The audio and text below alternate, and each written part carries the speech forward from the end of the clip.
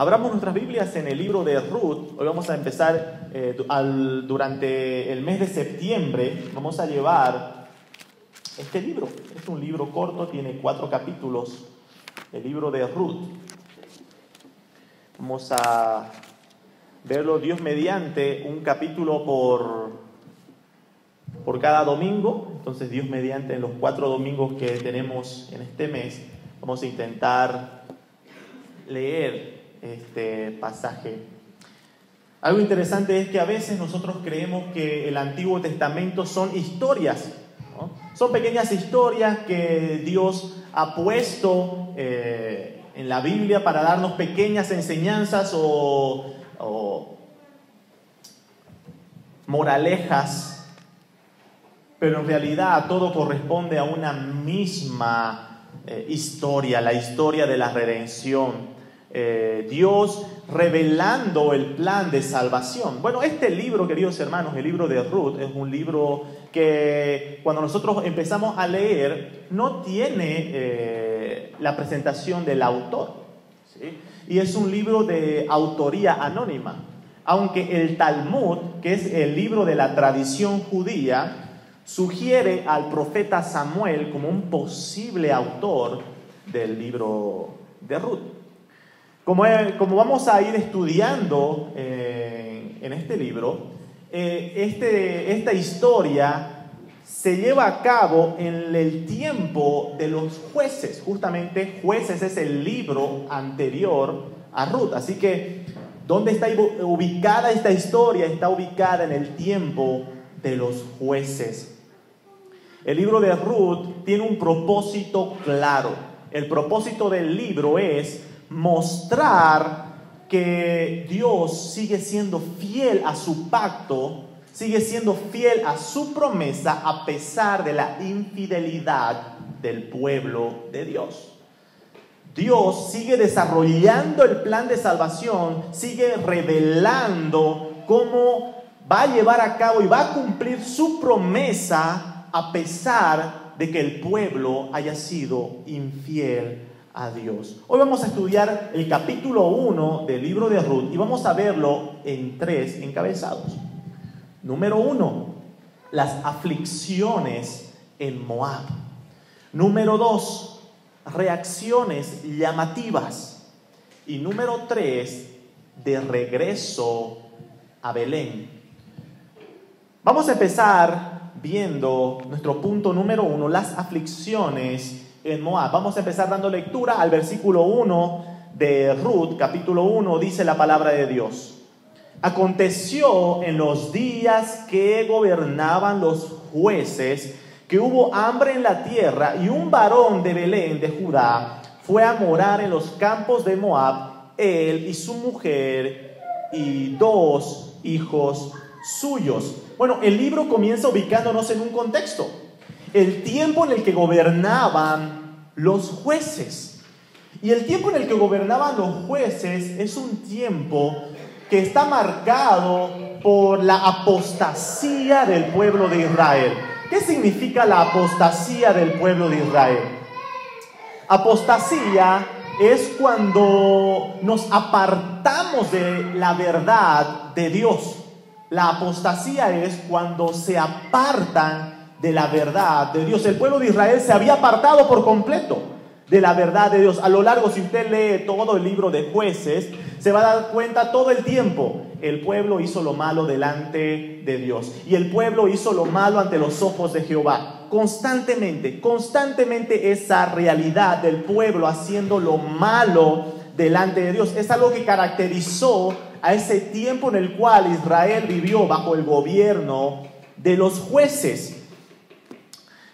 Y es interesante, queridos hermanos, el último versículo que termina el libro de los jueces, porque va a marcar justamente cómo vivían las personas de ese tiempo. Estamos en Ruth, Jueces, la página anterior, versículo 25 del capítulo 21. El último versículo del libro de los jueces dice: en estos días no había rey en Israel, cada uno hacía lo que bien le parecía. Una de las cosas que va a marcar a las personas de ese tiempo es que cada quien hacía lo que bien le parecía.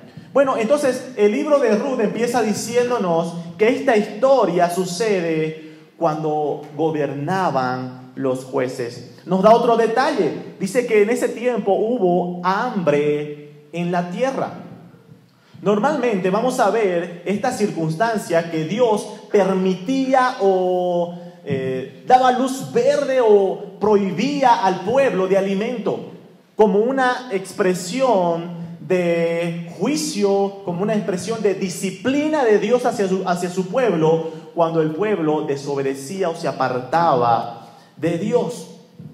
Normalmente vamos a ver que el hambre, o cuando Dios permitía estas circunstancias en el pueblo de Israel, era Dios llamando al arrepentimiento, disciplinando al pueblo de Israel por la desobediencia. Entonces vemos el contexto, aunque no es algo marcado, no nos dice hubo hambre porque el pueblo se desobedeció a Dios. Sí vamos a ver que a lo largo de la Escritura es algo que Dios va a ir haciendo constantemente, disciplinando al pueblo, llamándolo a arrepentimiento por medio de diversas dificultades. Bueno, entonces vemos el contexto. Nos dice que todo esto pasa cuando gobernaban los jueces, cada quien hacía lo que bien le parecía. ¿Por qué? Porque no había rey en Israel. Número 2, dice que hubo hambre en la tierra, hubo una hambruna, de tal forma que el pueblo se vio en una encrucijada de hacer, ¿qué hacemos? Nos quedamos aquí, vamos a buscar comida a otros lugares. Entonces aquí ya nos empieza a presentar la historia el autor. Dice, versículo 1, un varón de Belén de Judá fue a morar en los campos de Moab, él, su mujer y 2 hijos suyos. Así como estamos diciendo, hubo hambre, entonces hubo una familia, un padre de familia que dijo, voy a llevar a mi familia en busca de alimento a una ciudad llamada Moab. ¿Qué características nosotros encontramos en la Escritura sobre esta ciudad, sobre Moab?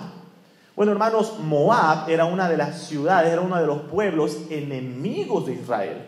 Era uno de los pueblos que Dios le había dicho al pueblo, a Israel, a los hijos de Israel, que no debían juntarse. Y este padre de familia israelita decide llevar a su familia a ese contexto. Hay un pasaje en Números capítulo 25, que un poquito nos muestra cómo era esa ciudad. Números capítulo 25, versículos 1 y 2, dice, moraba Israel en Sittim, y el pueblo empezó a fornicar con las hijas de Moab, las cuales invitaban al pueblo a los sacrificios de sus dioses. Y el pueblo comió y se inclinó a sus dioses. El pueblo de Moab era un pueblo pagano, era un pueblo totalmente idólatra, tenían muchos dioses y hacían sacrificios, no solamente sacrificios de animales, sino que hacían sacrificios humanos a esas divinidades que tenían en el pueblo de Moab. Hermanos, es interesante y a la vez triste ver a este padre de familia llevando a su familia a un contexto como este, llevando a una tierra donde no solamente había idolatría, sino que había todo tipo de inmoralidad, todo tipo de peligro inmoral. Y el padre de familia lleva a su familia en busca de comida ahí, sin importar los otros riesgos.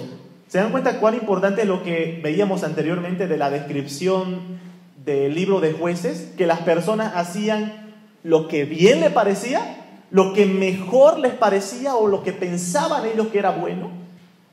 Hermanos, cuán triste es cuando nosotros vivimos como si no tuviésemos un rey. Vivimos olvidándonos que sí tenemos un rey y hacemos lo que bien nos parece. Este hombre que ahorita nos va a presentar su nombre, el autor, expone a su familia a ese contexto de idolatría, inmoralidad, solo por el alimento. Por busca de alimento se olvida de todas las otras cosas y expone a su familia a todos esos peligros, porque él creía que era lo mejor, porque bien le parecía. La Escritura nos sigue diciendo, versículo 2, el nombre de aquel varón era Elimelec. Hermano, estos detalles de los nombres es algo interesante que vamos a ver en este capítulo. El autor va a ir mostrando contrastes irónicos con los nombres. Por ejemplo, el nombre de Elimelec es Dios es rey. Elimelec significa Dios es rey. Irónicamente, Elimelec se llama Dios es rey, pero él está actuando de forma opuesta, como si no hubiese rey, como si él no reconociese que hay un rey. Bueno, la palabra de Dios sigue, versículo 2, el nombre de aquel varón era Elimelec y el de su mujer Noemí, y los nombres de sus hijos eran Malón y Kelión, efrateos de Belén de Judá. Llegaron pues a los campos de Moab y se quedaron allí. Llega este padre de familia con su esposa Noemí, un personaje que va a ser importante en esta historia, y vamos a ir desarrollando el personaje de Noemí a lo largo de este capítulo y a lo largo del libro de Ruth. Entonces llegan con sus dos hijos, Malón y Kelión. Desde el versículo 3, queridos hermanos, al versículo 5, inmediatamente el autor empieza a describir la tragedia que vive esta familia al llegar a Moab. Versículos 3 al 5 dice, y murió Elimelec, marido de Noemí, y quedó ella con sus dos hijos, los cuales tomaron para sí mujeres moabitas. El nombre de uno era Orfa y el nombre de la otra Ruth, y habitaron allí unos 10 años. Y luego murieron también los dos, Malón y Kelión, quedando así la mujer desamparada de sus dos hijos y de su marido.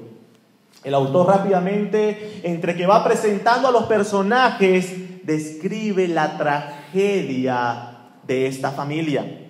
Primero nos dice que muere Elimelec, marido de Noemí. Número 2, nos dice que sus dos hijos se casaron con mujeres paganas. Bueno, era algo de esperarse, ¿verdad? Era algo de esperarse luego de que estuvieron expuestos en aquella tierra donde obviamente donde habían puras mujeres paganas, y estos hijos se casaron con mujeres moabitas.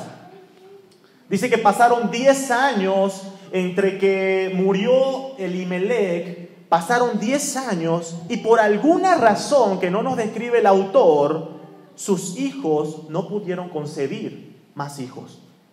No pudieron darle nietos a Noemí. Y termina describiendo la tragedia diciendo que de igual forma que Elimelec, ambos hijos murieron. Ambos hijos murieron. Amados hermanos, los días malos, los días de tristeza, los días de aflicciones son una realidad en este mundo caído. Son situaciones que tarde o temprano nos llegan a suceder. Bueno, a Noemí le sucedió una tragedia. Perdió a su familia, perdió a su esposo, perdió a sus dos hijos y quedó. Y este es el énfasis que propone el autor. Quedó desamparada. Quedó desamparada. Bueno, hermano, este detalle que presenta el autor es importante porque en una cultura donde las mujeres dependían de los hombres, era natural ver a Noemí que quedó totalmente desamparada. Porque perdió a su esposo y perdió a sus dos hijos. Hermanos, las leyes con respecto a la herencia, las leyes con respecto a la continuidad genealógica estaban enmarcadas en los hombres. Entonces, cuando mueren tanto sus hijos, muere su esposo, era natural pensar que Noemí había quedado totalmente desamparadas, totalmente desamparadas. Y ahí tenemos nuestro punto número 1, hermanos. Las aflicciones en Moab. Hermanos, las aflicciones, los días malos, los días de tristeza llegan tarde o temprano. El apóstol Pablo, en su carta a los Efesios,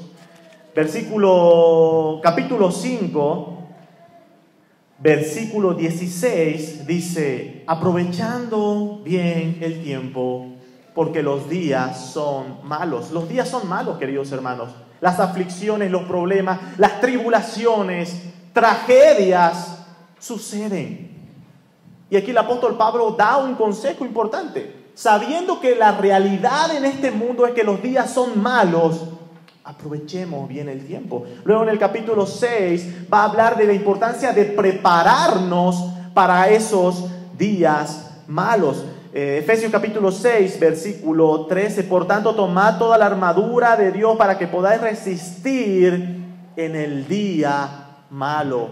Las aflicciones, las tribulaciones, el día malo llega. Por lo cual es importante prepararnos, es importante saber que debemos aprovechar el tiempo sabiendo que puede ser que cualquier momento llegue. Bueno, a Noemí le vinieron los días malos.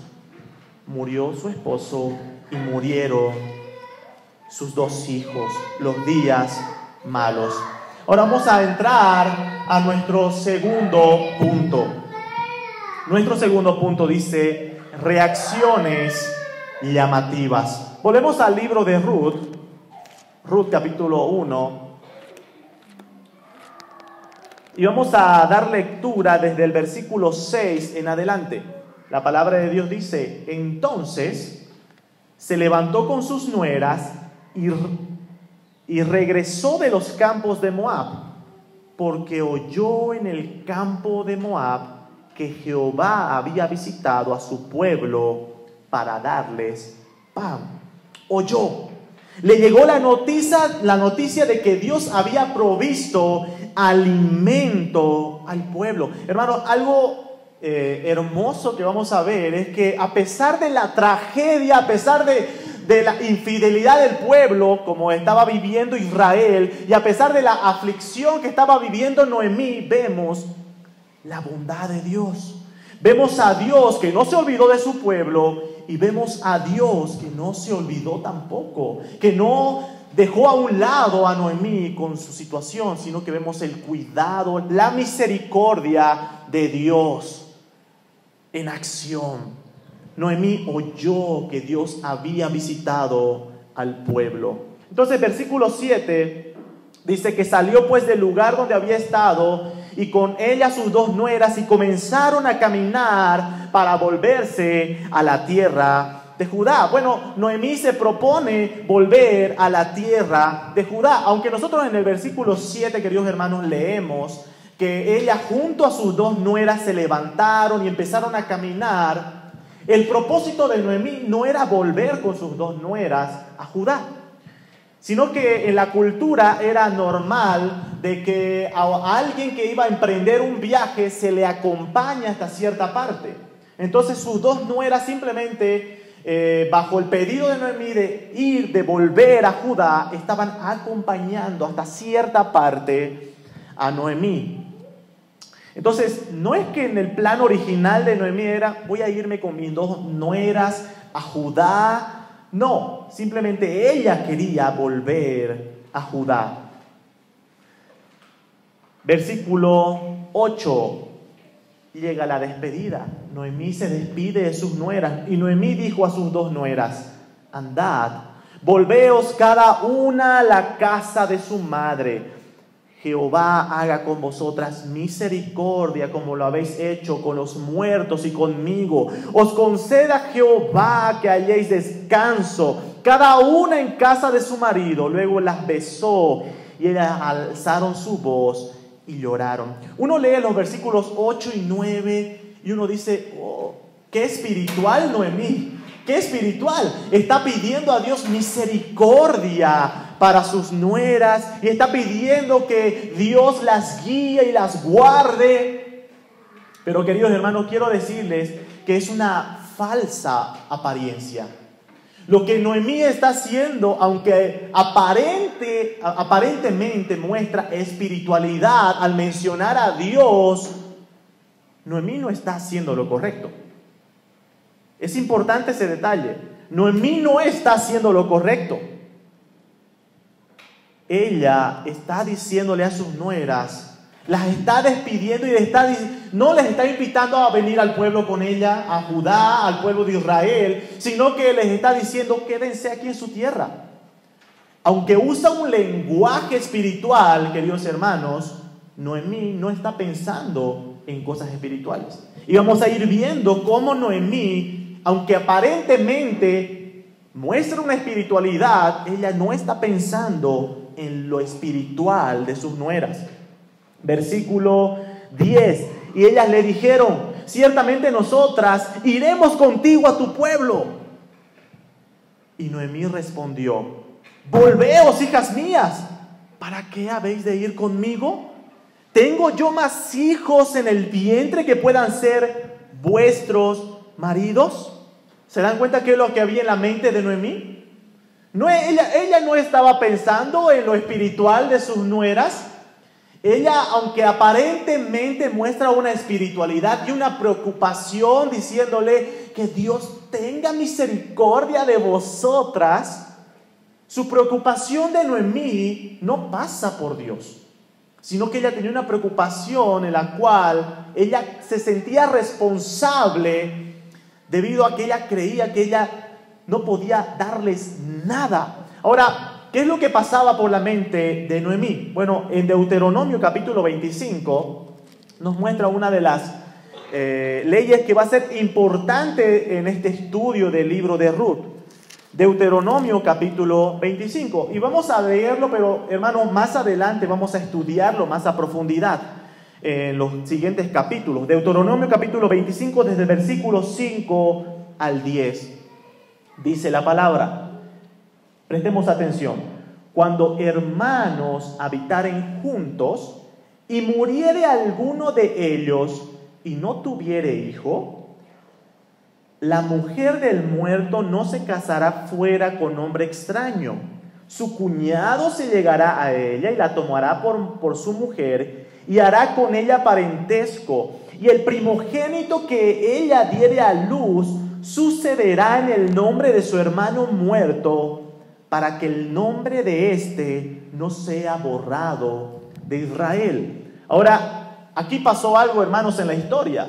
Ambos hermanos murieron, por lo cual no había forma de que esto se pudiese cumplir. No había forma de que un hermano que haya quedado vivo pueda hacer que la genealogía de aquel hermano que murió permanezca, sino que en la historia que estamos viendo, ambos hermanos murieron. Versículo 7 dice, y si el hombre no quisiere tomar a su cuñada, irá entonces su cuñada a la puerta a los ancianos y dirá, mi cuñado no quiere suscitar nombre de Israel a su hermano, no quiere emparentar conmigo. Entonces los ancianos de aquella ciudad lo harán venir y hablarán con él, y si él se levantare y dijere, no quiero tomarla, se acercará entonces su cuñada a él delante de los ancianos y le quitará el calzado del pie y le escupirá en el rostro y hablará y dirá, así será hecho al varón que no quiere edificar la casa de su hermano. Hermano, a esta situación, a aquella persona que hacía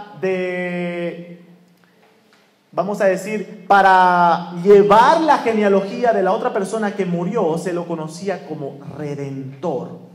Redentor. Hermano, y este es un término, y esto es algo importante que se va a desarrollar en el libro de Ruth.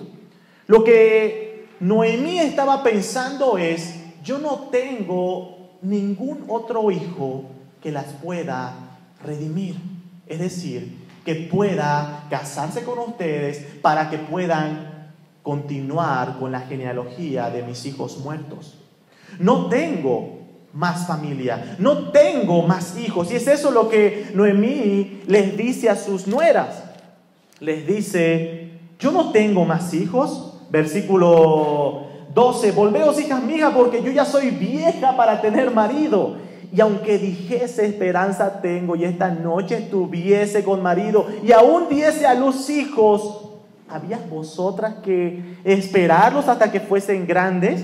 ¿Habías de quedaros sin casar por amor a ellos? No, hijas mías, que mayor amargura tengo yo que vosotras, pues la mano de Jehová ha salido contra mí. Noemí creía, debido a su entendimiento de las Escrituras, debido a que ella pensaba de que ya no tengo más hijos que puedan redimirlas, no tengo familiares que puedan redimirlas. Ella decía, no tengo nada que ofrecerles. Pero ¿por qué Noemí creía que ella no tenía nada que ofrecerles? Porque ella solamente creía que lo único que necesitaban ellas era volver a casarse. Y eso era algo relacionado al pensamiento cultural debido a estas cosas. Entonces, Noemí creía que no tenía nada que ofrecer. Claro, Noemí decía, yo no puedo llevar a mis dos nueras a Judá, porque son mujeres moabitas, y van a llegar a Judá y nadie las va a querer porque son paganas, porque son extranjeras. Entonces Noemí veía de que no había forma de que ella pueda satisfacer aquello que ella consideraba necesario para sus nueras. Hermano, lo que Noemí estaba olvidando es que ella tenía lo más importante para ofrecerle a sus nueras. No tenía más hijos para ofrecer o para dar, pero sí tenía lo más importante, el conocimiento del único Dios vivo y verdadero. Versículo 14 y 15 dice que ellas alzaron otra vez su voz y lloraron, y Orfa besó a su suegra. Esa expresión de besó a su suegra significa que Orfa se despidió y dijo, tienes razón. Entonces se volvió a su casa, pero Ruth se quedó con ella. Y versículo 15, es increíble lo nublada, es increíble lo afligida que se encontraba Noemí, que a pesar de ver semejante expresión de lealtad de su nuera, de Ruth, de quedarse con ella, versículo 15, Noemí vuelve a decirle a Ruth, he aquí tu cuñada se ha vuelto a su pueblo y a sus dioses, vuélvete tú tras ella. ¿Se dan cuenta lo que está haciendo Noemí? ¿Se dan cuenta por qué les decía, queridos hermanos, que aunque Noemí parecía espiritual al decirle a sus nueras, oh, que Dios tenga misericordia de vosotras, pero ahora Noemí le está prácticamente suplicando, rogando, intentando convencerla de todas formas a Ruth de que vuelva a su pueblo y a sus dioses.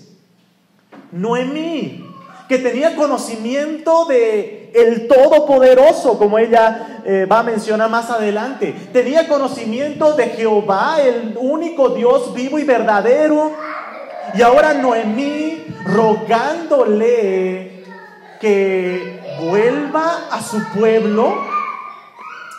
Queridos hermanos, Noemí sabía que volver a su pueblo significaba volver a sus dioses. Y Noemí está rogándole a sus nueras que vuelva a sus dioses. Hermano, cuán triste es cuando las aflicciones, el dolor nos nublan tanto la vista que nos impiden ver aquellas cosas que son verdaderamente necesarias. Noemí estaba tan dolida por todo lo que le había pasado. Y hermano, vamos a ser sinceros, lo que le pasó fue algo muy duro. Murieron su esposo y sus hijos. Estaba muy dolida.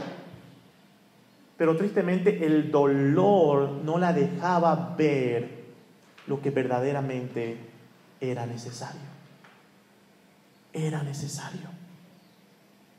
Noemí, ¿cómo que no tienes nada que ofrecer? ¿Cómo que no tienes nada que ofrecer? Noemí tenía lo verdadero y lo único necesario, el conocimiento del único Dios vivo y verdadero. Pero las aflicciones muchas veces no nos permiten ver la realidad, ¿verdad, hermano? Hermana, ¿nunca le ha pasado de que cuando está en problemas no pensamos claro? Nos olvidamos y empezamos a ver diferente. Bueno, en esa situación se encontraba Noemí. No estaba viendo, no estaba pensando claramente, estaba confundida. Y aquí vemos a Noemí prácticamente rogando a alguien que vaya tras dioses falsos cuando ella conocía al Dios verdadero. Bueno, hermanos, estamos en el punto número 2 que lleva por título reacciones llamativas. Y es llamativa la reacción de Noemí. Es muy llamativa y muy triste. Pero si bien es llamativa ver cómo reaccionó Noemí, que está inmersa en el dolor, en la aflicción, la reacción de Ruth es aún más llamativa. Porque, hermanos, antes de leer los versículos 16 y 17 que nos van a mostrar la reacción de Ruth, es importante entender que hasta este punto Noemí no hizo nada como para intentar convencerla de quedarse. No hizo ninguna labor evangelística como para intentar llevarla al pueblo de Israel y presentarle al Dios vivo y verdadero. Al contrario, hizo todo lo posible por convencer a Ruth de que vuelva a su pueblo y que vuelva a sus dioses. Por lo cual es llamativo lo que va a hacer Ruth, porque va contra todo pronóstico. No es algo que Ruth haya intentado, haya estado esforzándose por lograr. Versículos 16 y 17, respondió Ruth: no me ruegues que te deje y me aparte de ti, porque a donde quiera que tú fueres, iré yo, y donde quiera que tú vivieres, viviré. Tu pueblo será mi pueblo y tu Dios mi Dios. Donde tú murieres, moriré yo, y allí seré sepultada. Así me haga Jehová, y aún me añada que solo la muerte hará separación entre nosotras dos. Bueno, hermanos, muchos han interpretado este texto diciendo de que lo que Ruth está haciendo simplemente es una declaración de lealtad a su suegra, a Noemí. Pero, hermanos, esto es más que una declaración únicamente de amor y lealtad a Noemí. Ruth tenía muy claro qué es lo que estaba haciendo. Por ejemplo, en Ruth capítulo 2, que vamos a estudiar el siguiente domingo en la voluntad del Señor, Ruth capítulo 2, versículo 11 al 12, Boaz, que es un personaje que vamos a conocer el siguiente domingo, va a interpretar la actitud de esta reacción de Ruth. Por ejemplo, dice Ruth capítulo 2, versos 11 y 12, he sabido, dice Boaz, he sabido todo lo que has hecho con tu suegra después de la muerte de tu marido, y que dejando a tu padre, a tu madre y la tierra donde naciste, has venido a un pueblo que no conociste antes. Jehová recompense tu obra y tu remuneración sea cumplida de parte de Jehová, Dios de Israel. Y escuchen esta parte: bajo cuyas alas has venido a refugiarte. La declaración de Ruth no era solamente una declaración de lealtad a Noemí, sino que era una declaración de fe en la cual Ruth decía: yo voy a ir a morar bajo las alas de ese Dios tuyo. Hermanos, qué ejemplo de consagración, qué ejemplo de consagración de parte de Ruth. Empieza renunciando a todo, renunciando, como dice Boaz más adelante, renunciando a su familia, renunciando a su pueblo, renunciando a sus dioses, para venir a morar al pueblo de Dios y decir: ahora tú serás mi Dios. Tú serás mi Dios.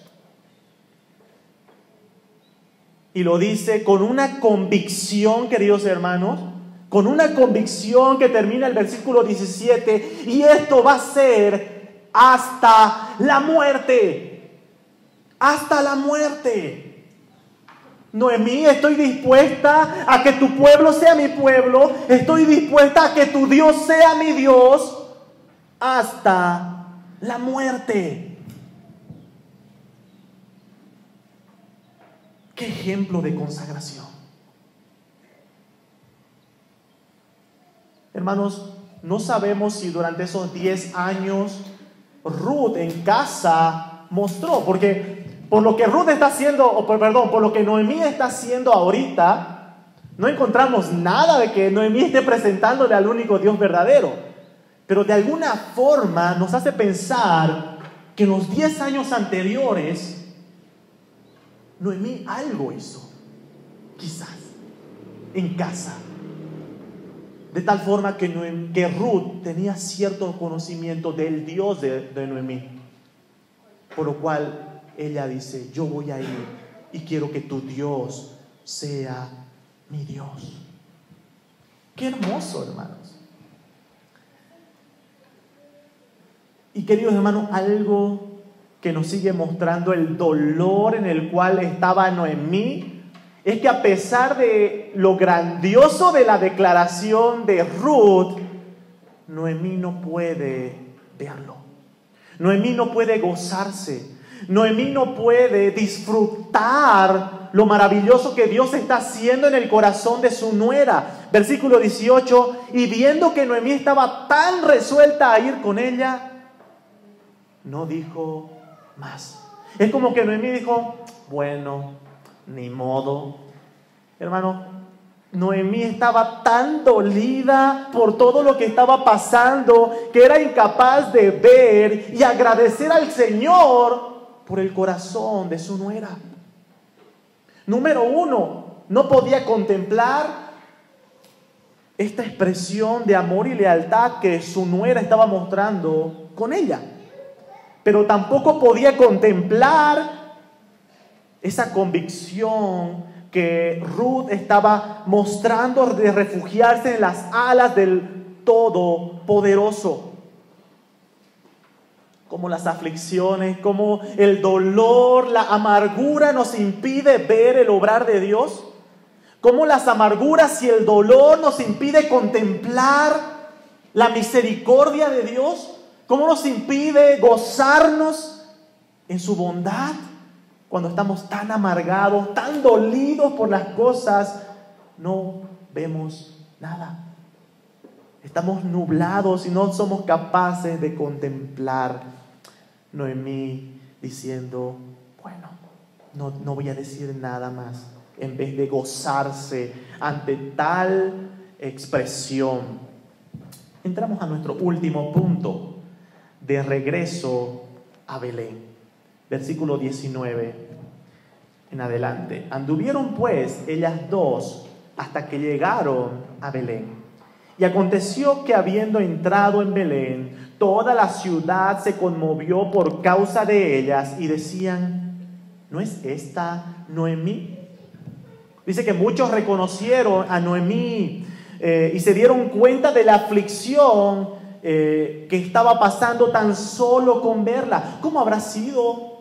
¿Cómo estaría su rostro demacrado, triste, afligido, que la gente tan solo con mirarla empezó a sentir pena? La palabra dice que la ciudad entera se conmovió. Bueno, no era una ciudad grande, ¿sí?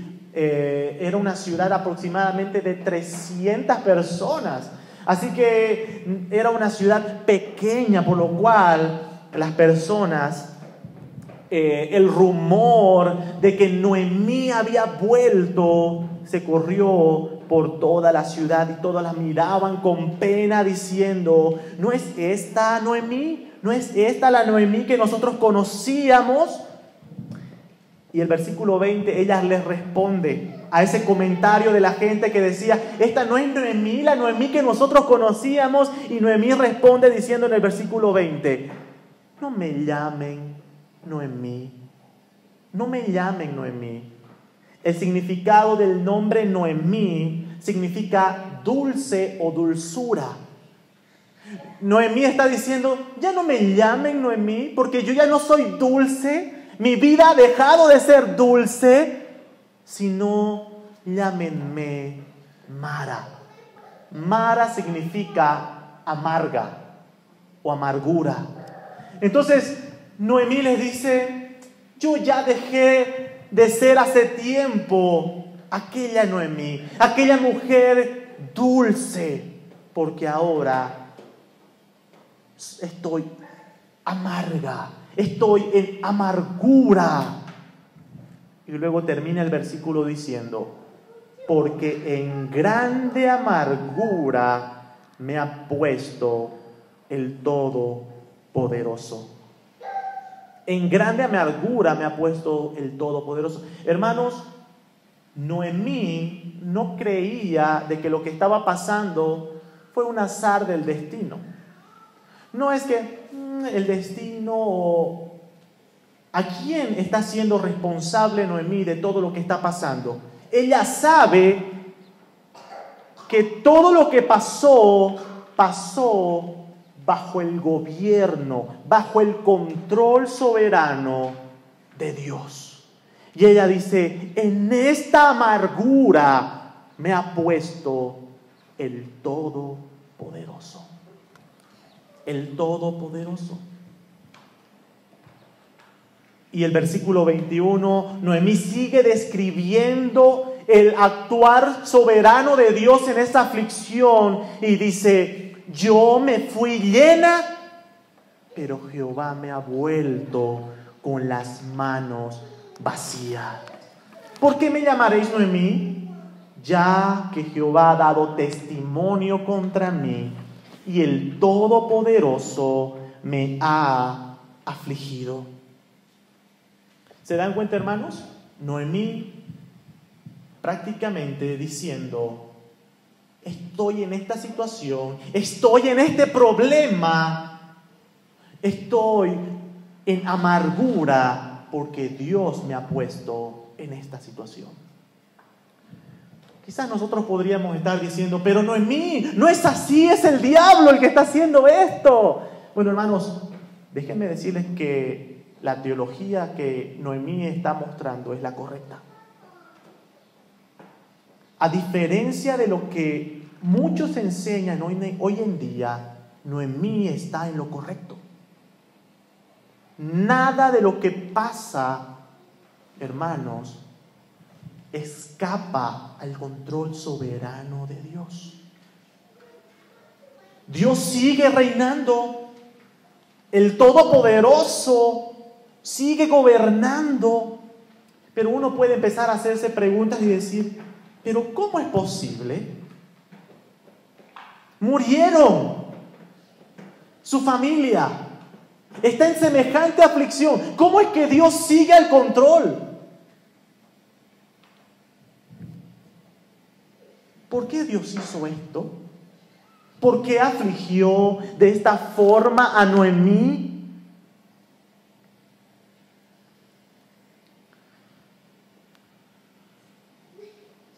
Noemí es enfática una y otra vez al señalar a Dios como el origen, como aquel que está permitiendo esto.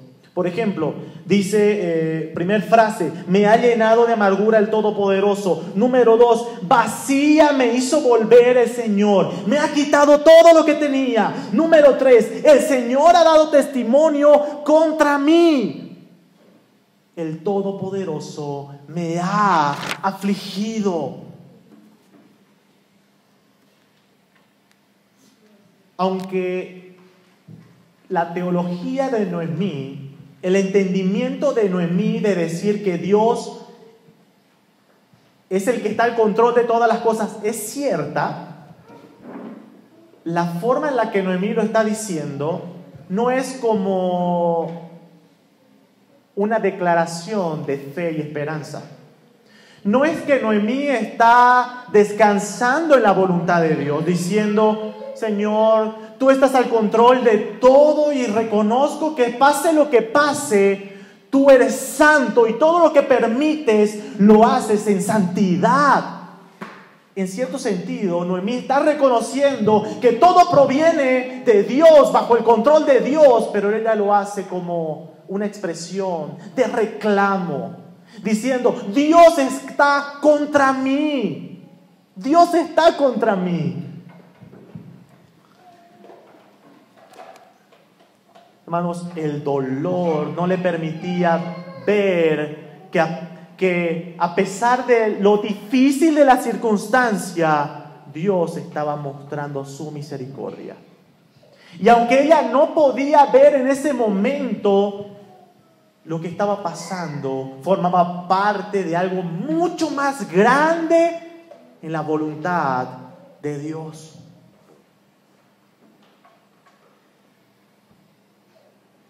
Una de las frases que me dejó pensando de las expresiones de Noemí es, yo me fui llena, pero Jehová me ha vuelto con las manos vacías. Hermanos, ¿cuántas veces va a ser necesario que Dios haga esto para cumplir su voluntad? Quitarnos, hacernos sentir que estamos con las manos vacías para demostrarnos que lo único que necesitamos es solo Él. Hace tiempo escuché el testimonio de un misionero que lo invitaron a predicar a una conferencia aquí en Bolivia, y él llegó con el dinero, con un cierto dinero que le habían dado para los pasajes, y en lo que él llegó aquí a Bolivia, se bajó, tenía que ir a un lugar, primero llegó en avión y después tenía que tomar un bus para llegar al lugar de la conferencia. Él llega a Bolivia, y en lo que llega y en lo que iba de trayecto a la terminal para agarrar el bus, le robaron todo lo que tenía. Y no tenía nada. No tenía nada. Pero de alguna forma el Señor pudo proveerle para llegar. Pero él cuando contaba el testimonio, él decía algo que meditaba. Muchas veces Dios nos quita aquello que nosotros consideramos todo lo que necesitamos para demostrarnos que en realidad Él es lo único que verdaderamente necesitamos. Muchas veces Dios nos quita lo que nosotros creemos que es todo lo que necesitamos para demostrarnos que Él es lo único que verdaderamente necesitamos. Noemí perdió a su familia, perdió cierta estabilidad en su vida, no tenía humanamente, desde su percepción, ya no tenía nada. Incluso a sus nueras le dice, yo ya no tengo nada que ofrecerle, lo he perdido todo. Y vuelve a decir, estoy vacía. porque había olvidado que verdaderamente Dios es lo único que nos llena. Había olvidado que Dios verdaderamente es lo único que necesitamos. Y hermano, el versículo 22 termina mostrándonos cómo Dios sigue al control de todo. Versículo 22 dice: así volvió Noemí y Ruth la moabita, su nuera, con ella. Volvió de los campos de Moab y llegaron a Belén al comienzo de la siega de la cebada.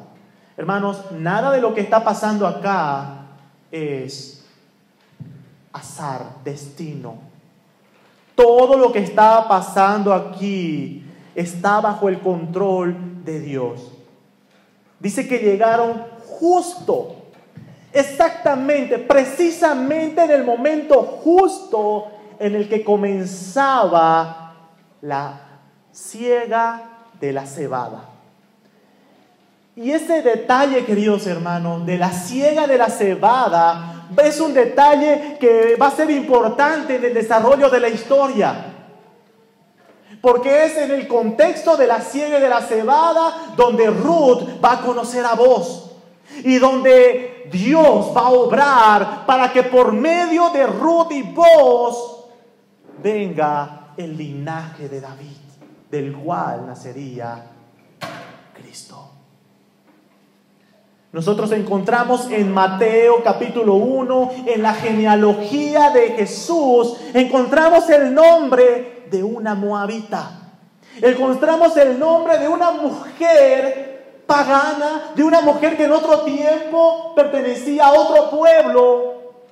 Y que si nosotros leemos la historia humanamente, no había razón para que esa mujer llegue a Judá.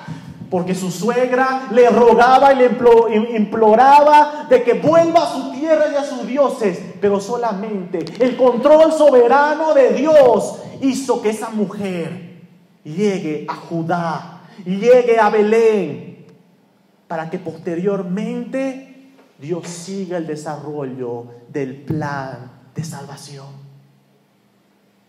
Ruth es parte de la historia de redención de Dios. ¿Se dan cuenta que Dios no se ha olvidado de su pueblo?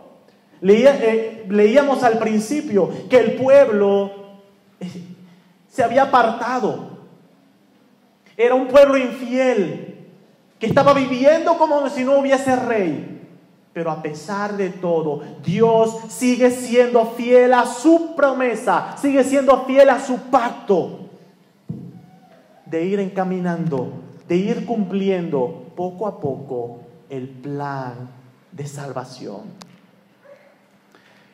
Hermanos, aunque en ese momento Noemí no reconoce que todo lo que está pasando tiene un propósito santo, tiene un propósito bueno, tiene un propósito mucho más grande que la que ella tenía en mente, la realidad es que Dios está llevando a cabo el plan que sería de bendición a todas las naciones.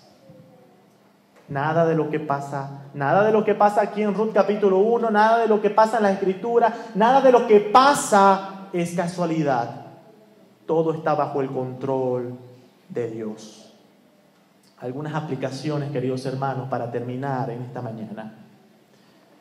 Amados hermanos, el dolor, la amargura,